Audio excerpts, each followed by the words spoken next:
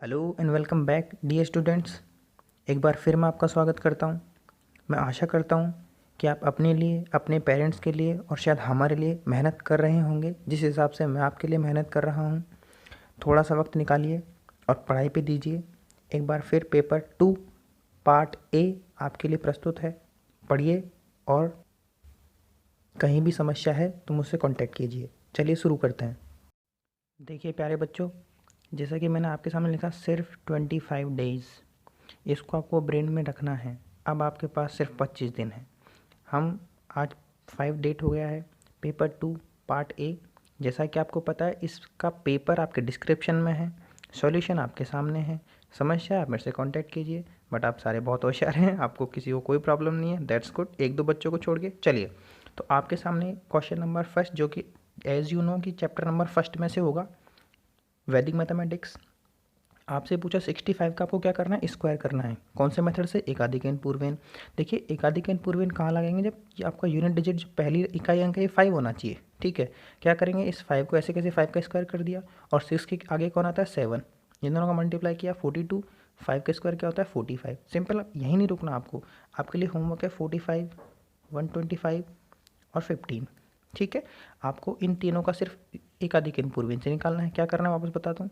इस 5 का स्क्वायर ऐसे कैसे, 6 के आगे कौन आता है 7, तो 5 का ऐसे कैसे, 1 के आगे 2 आता है, 4 के आगे 5 आता है, 12 के आगे 13 आता है, यहाँ 5 लिख के 12 इंटू 13 करना है। सिंपल, ये आपका question number first. I hope एक नंबर के लिए समझ में आया होगा आपको।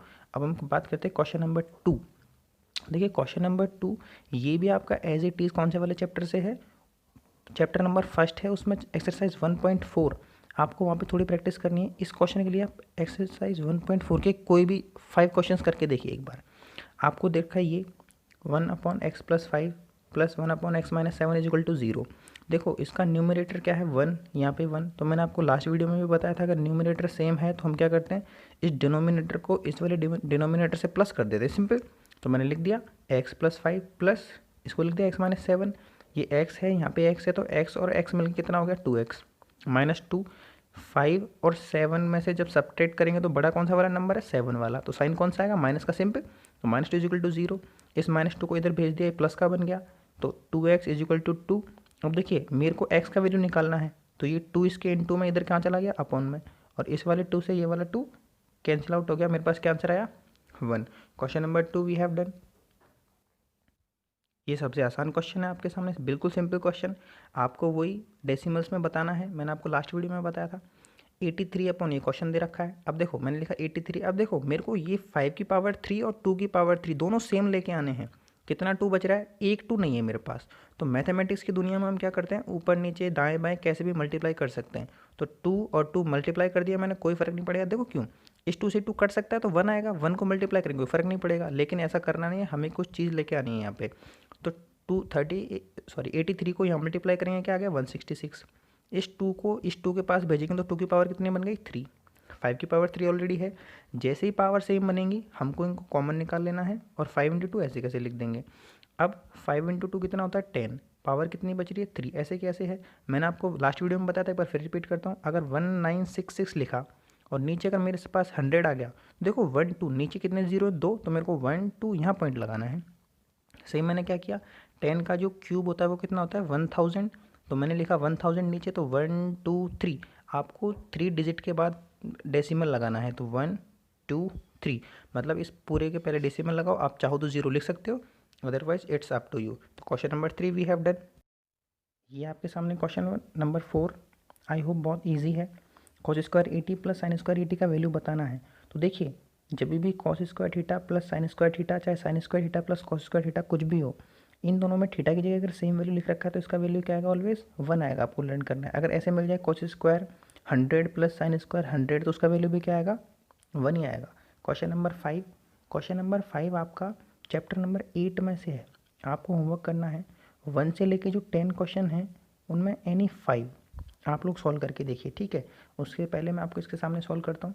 आपको देखो क्या क्या दे रखा है, उसने आपको बोला कि इसका आपको ए और बी की वैल्यू कितनी दे रखी है 10 मीटर, थीटा कितना दे रखा है 30। आपसे उसने ये पूछा, इसको क्या बोलते हैं बेस। अब जो चैप्टर नंबर 8 है उसमें आपको इन तीनों को लर्न करना होगा एक नंबर के क्वेश्चन के लिए, sine theta cos theta tan theta.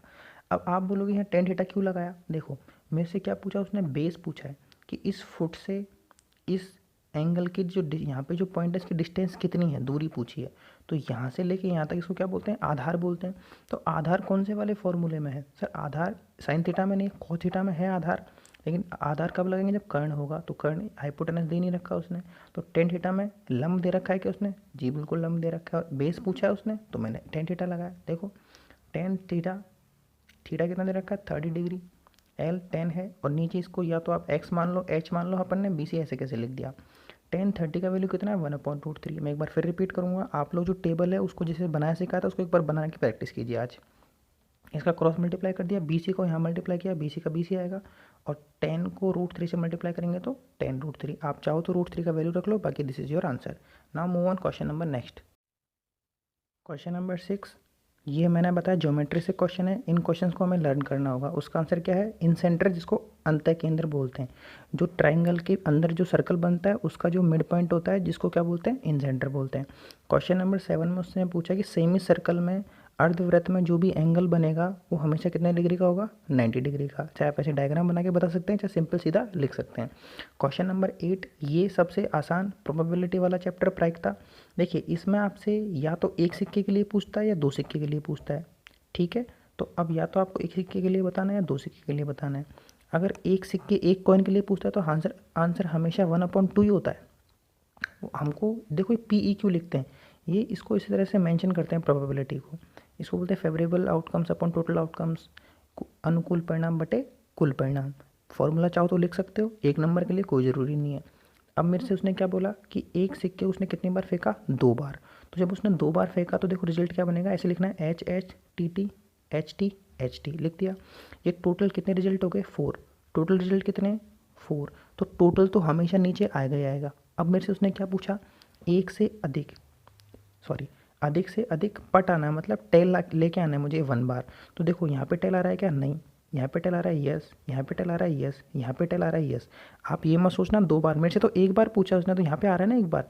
तो टोटल रिजल्ट तो कितना है 4, और फेवरेबल आउटकम्स कितने हो गए 1 2 3। तो आंसर क्या हो गया 3/4। सेम यहाँ पे रिपीट करते हैं।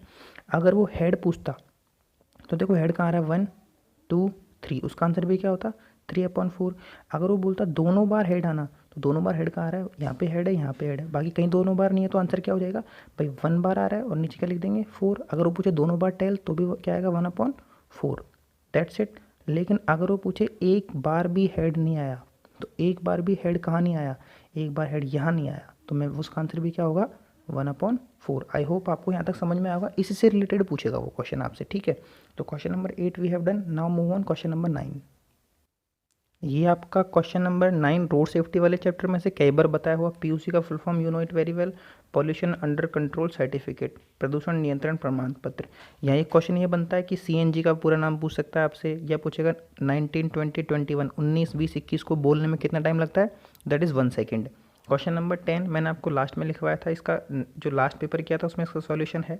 इसमें आपको क्या क्या गिवन है, देखो आपको दे रखा है प्रतिक्रिया दूरी 2 मीटर, अवरोध दूरी 1 मीटर, और मेरे से क्या पूछिए रोकने की दूरी कितनी है। तो मैंने आपको लास्ट वीडियो में इसका फॉर्मूला बताया था, स्टॉपिंग डिस्टेंस क्या है, reaction distance into braking distance. तो रुकने की दूरी क्या दे रखी है उसने मेरे को 2, सॉरी रुकने की दूरी उसने पूछी है, प्रतिक्रिया दूरी कितनी दे रखी है 2, और अवरोध दूरी कितनी दे रखी है 1, दोनों को मल्टीप्लाई कर दिया कितना आ गया 2। मीटर स्क्वायर क्यों लगाया, ये भी मीटर में है, ये भी मीटर में है, मीटर को मीटर से मल्टीप्लाई करेंगे तो क्या आ जाएगा मीटर स्क्वायर। अब देखिए जरूरी नहीं है आपसे यही पूछे, वो आपसे पूछता है रिएक्शन डिस्टेंस, तो क्या करना, अगर रिएक्शन डिस्टेंस पूछेगा तो ये इसके इनटू में है, तो स्टॉपिंग डिस्टेंस के कहाँ चला जाएगा, अपॉन में चला जाएगा। वापस समझाते हैं, अगर वो आपसे पूछता है प्रतिक्रिया दूरी, तो प्रतिक्रिया दूरी यहाँ की यहाँ रह जाएगी, और ये अवरोध दूरी इसके इनटू में है, तो ये इसके किस में चली जाएगी, रुकने की दूरी के अपॉन में। जो दिया गया होगा उसको लगा के आपको आंसर लेके आना है। ये हमारा पेपर 2 का पार्ट ए कंप्लीट हुआ। मैं आपसे फिर रिक्वेस्ट करूँगा, जो बच्चा अभी भी नहीं पढ़ रहा है उसको भगवान भी माफ़ नहीं करेगा। अगर हम आपके लिए इतनी मेहनत कर रहे हैं तो आपका फ़र्ज बनता है इस वीडियो को 1 बार देखें, 2 बार देखें। कहीं भी समस्या है यू कैन कॉन्टैक्ट मी 24/7। आपसे ज़्यादा एक्चुअली फियर मुझे है कि आप अगर नहीं मेहनत करेंगे तो आपके पेरेंट्स का बहुत बड़ा नुकसान होगा। नेक्स्ट ईयर एनसीईआरटी है, तो नेक्स्ट टू इम्पॉसिबल अगर यहीं हम लोग इसको पास नहीं कर पाए तो वो तो बहुत ही अलग चीज़ होगी। उसके अलावा अगर कोई बच्चा ये सोच के बैठा है कि मैं कॉपी कर लूँगा, टीप लूँगा 1-2 नंबर का, तो मैं आपके लिए फिर एक बार रिपीट करता हूँ, आपके चेहरे पे मास्क लगा होगा, आपके बीच में कम से भी कम 3 या 4 मीटर का डिस्टेंस होगा। मतलब आप लोग अगर माइक से बोलेंगे ना तो भी आवाज़ नहीं जाएगी। जोक्स अपार्ट, कहने का मतलब ये है अपने क्वेश्चंस खुद तैयार कीजिए।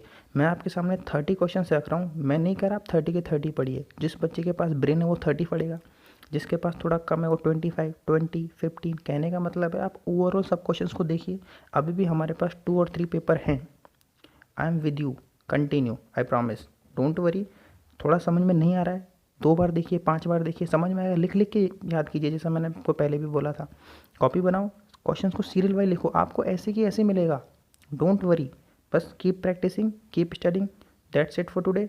नेक्स्ट वीडियो नेक्स्ट कल होगा।